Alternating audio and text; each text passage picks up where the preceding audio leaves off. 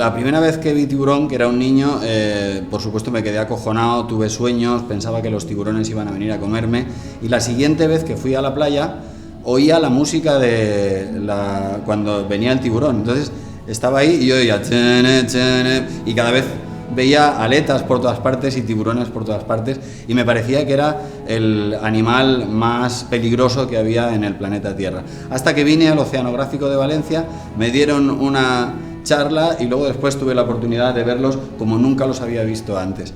Y sinceramente estábamos muy equivocados. Spielberg es un genio, pero en esta película patinó completamente, y todo lo que dice de los tiburones o del tiburón blanco pues es una exageración. Los tiburones blancos ni tienen una estrategia para matarte, ni va persiguiendo el barco, ni nada por el estilo. Los tiburones son animales libres que van a su aire, que quieren disfrutar de la vida igual que tú y que yo. Hay más de 120 especies de tiburones y mantas rayas en las aguas europeas. Siempre que nosotros vamos a bucear, entramos en su casa. Es un lugar absolutamente nuevo para nosotros y la verdad es que ninguna de estas especies nos está esperando.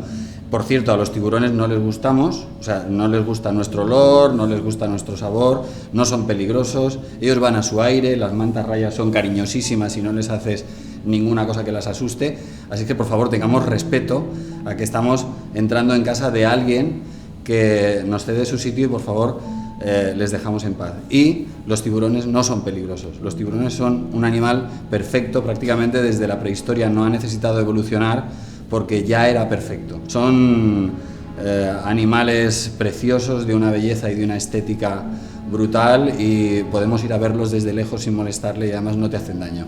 Yo amo a los tiburones.